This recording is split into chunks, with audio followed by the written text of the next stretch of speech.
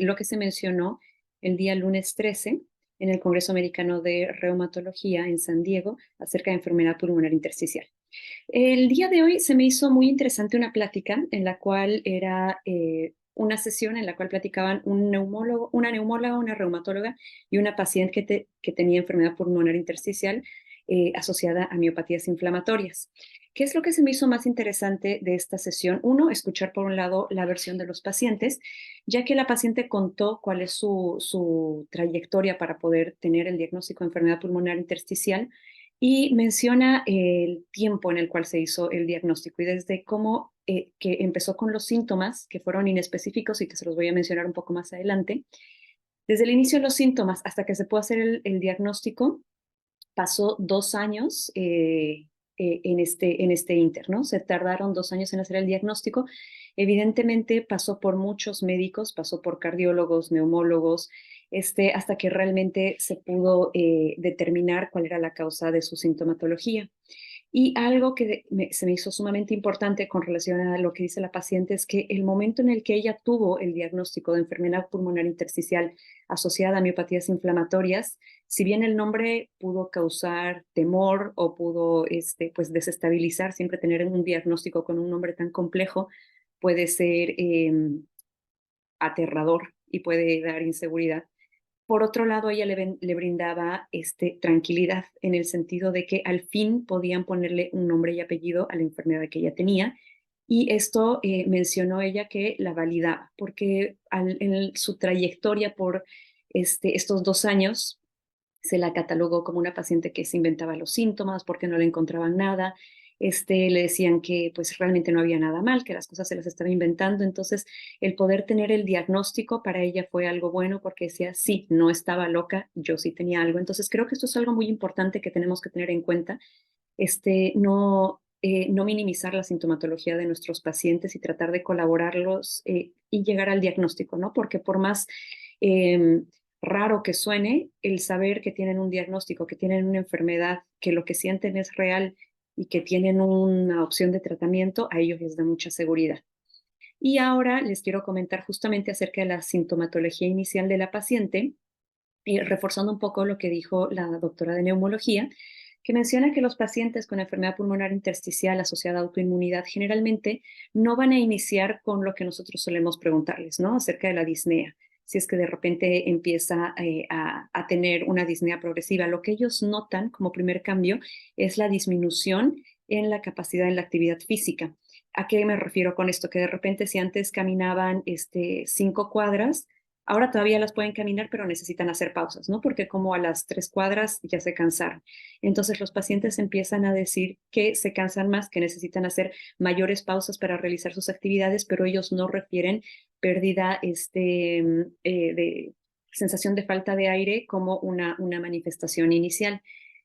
Este, Menciona también que no van a haber sibilancias, entonces que no esperemos encontrar esto en un paciente de reciente diagnóstico, que sí vamos a poder encontrar en ellos son los estertores, quizás muy bajitos en un inicio, pero son uno de los datos que tenemos que tener en cuenta y que hay que tener en cuenta también que muchos pacientes van a llegar con el diagnóstico de neumonías crónicas. Entonces, es en estos pacientes en los cuales nosotros tenemos que hacer como mayor hincapié, ¿no? Y hacerles el screening que ya habíamos mencionado ayer en base a las guías para poder determinar si tienen enfermedad pulmonar intersticial o no. Por la parte de reumatología, con relación a los síntomas, la doctora mencionó que también la fatiga que refieren los pacientes es muy diferente a la fatiga en general, ¿no? De, pues me siento cansado todo el tiempo, sino es una fatiga muy relacionada con la actividad física. Nuevamente, no tienen disnea, pero sí necesitan estas pausas, ya no pueden subir las escaleras, necesitan usar el elevador porque sienten que se cansan más rápido. Entonces, tener estas características de la fatiga es importante para poder identificar la enfermedad de manera temprana. Y ya que se tiene la sospecha, pues como les comentaba, lo que se tiene que hacer son las pruebas de función pulmonar, la caminata de 6 minutos en las cuales La doctora de neumología recomienda que hay que pedirles a los pacientes que caminen lo más rápido posible para poder realmente ver qué tanta capacidad pulmonar tienen, qué tanta resistencia, hacerle sus espirometrías, sus pruebas de LCO, siempre el ecocardiograma, que ya lo sabemos, y nuevamente refuerza lo que ya habíamos mencionado ayer en las guías, que las broncoscopías o las biopsias solamente si es que se sospechara algo por fuera de lo autoinmune, como ser una infección o quizás un proceso oncológico. Entonces, esta plática fue muy interesante, justamente para ver los puntos de vista de diferentes áreas, ¿no? Reumatología, neumología y el punto de vista de los pacientes. Con relación a los abstracts, encontré 3 abstracts que se presentaron en las sesiones orales que se me hicieron muy interesantes. Uno de ellos es el 1700, el cual es un subanálisis de la corte EUSTAR, el cual buscaba determinar la incidencia y los factores de riesgo para el desarrollo de enfermedad pulmonar intersticial en pacientes con esclerosis sistémica. Entonces, ¿cómo lo realizaron? En todos los pacientes que están en la base de EUSTAR se tenía su tomografía de control. Todos los pacientes que en su tomografía basal no tenían imágenes de enfermedad pulmonar intersticial, entraron al análisis y se fueron evaluando las tomografías de control a lo largo de su permanencia en la base. Entonces, de esta manera se hicieron 2 grupos, los pacientes que no desarrollaron nunca cambios a nivel pulmonar y los pacientes que sí los desarrollaron en las tomografías de control. Y de esta manera se pudo hacer el cálculo de la tasa de incidencia, lo cual lo hicieron con una tasa por 1,000 personas al año y se hicieron los estudios de factores de riesgo por medio de un modelo de regresión de Cox.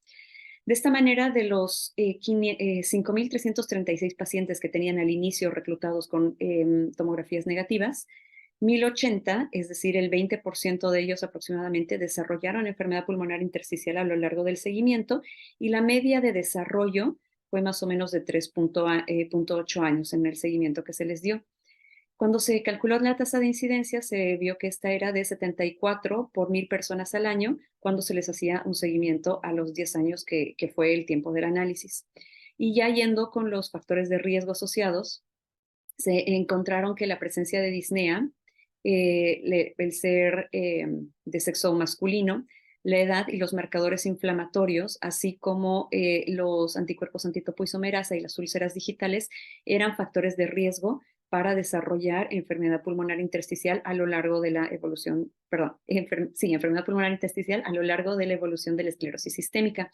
Y dentro de estos factores de riesgo, los más altos son la presencia de anticuerpos antitopoisomerasa que tenían un hazard ratio de 2,15 y las úlceras digitales con un hazard ratio de 1,77. La disnea tenía un hazard ratio de 1,23, el sexo masculino de 1,28 y la edad pues apenas fue significativa, pues tenía un hazard ratio de 1,02. Los marcadores inflamatorios también fueron un marcador alto de riesgo con un hazard ratio de 1,59.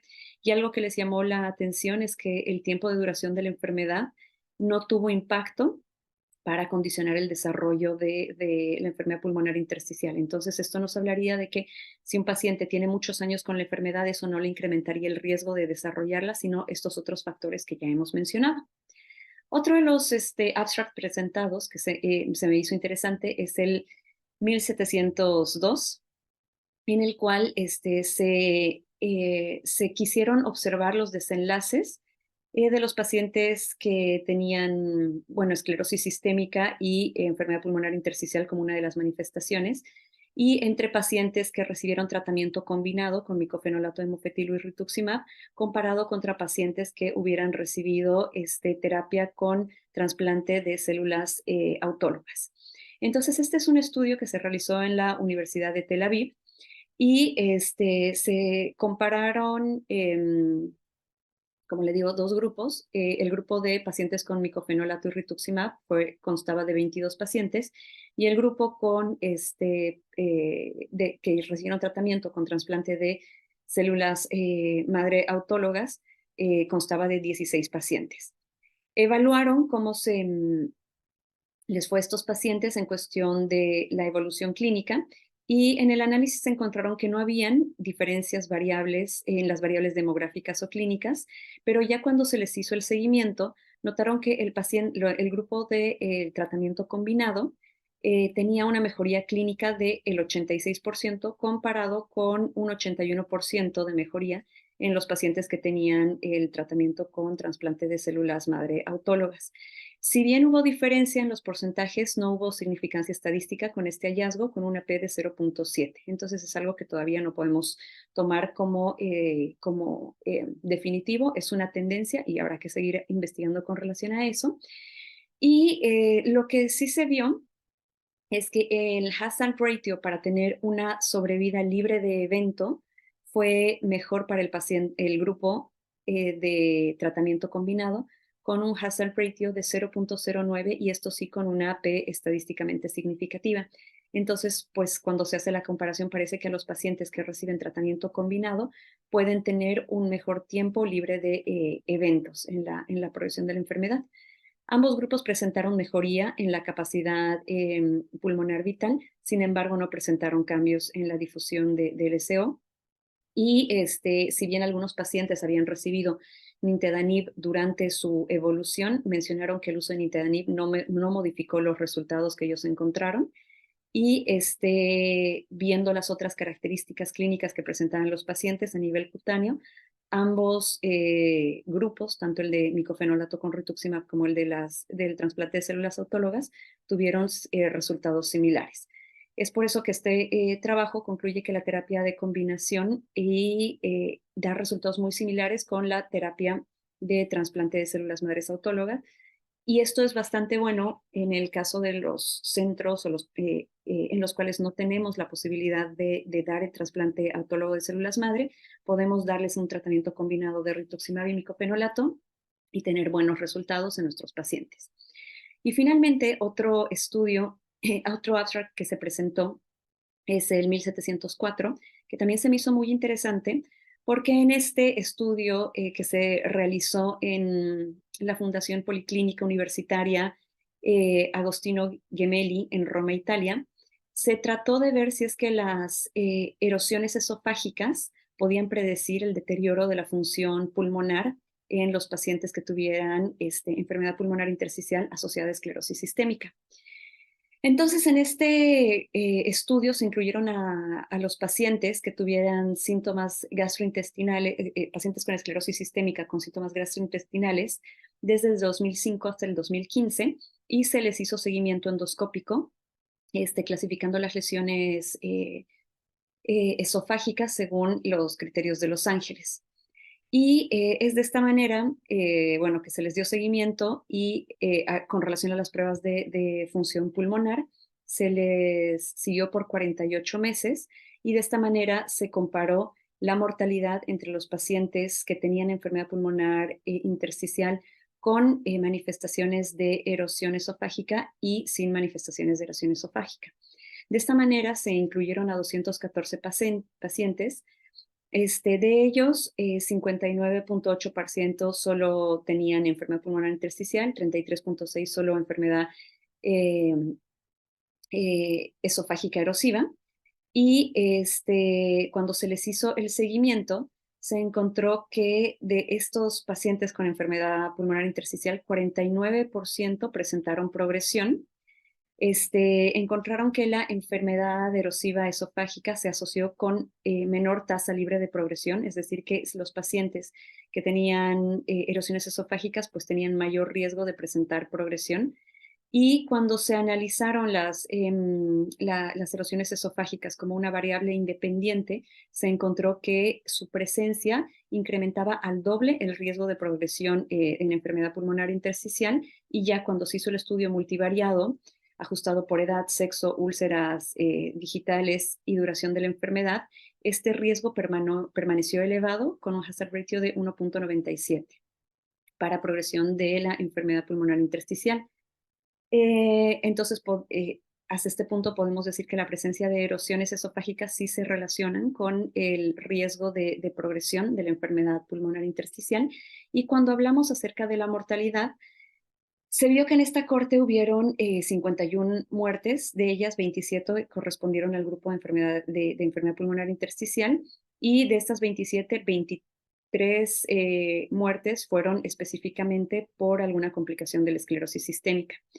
Cuando se hizo el análisis para ver si el riesgo estaba asociado con la presencia de erosiones esofágicas, se vio que sí, la presencia de erosiones esofágicas tenía un hazard ratio de 2.08 para el incremento de muerte por enfermedad pulmonar intersticial.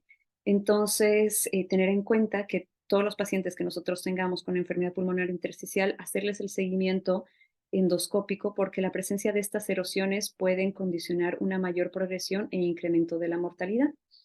Y bueno, estos fueron los trabajos que se me hicieron más interesantes el día de hoy. Espero que les hayan sido útiles. Los pueden revisar igual y nos vemos muy pronto para una siguiente actualización sobre este tema. Muchas gracias.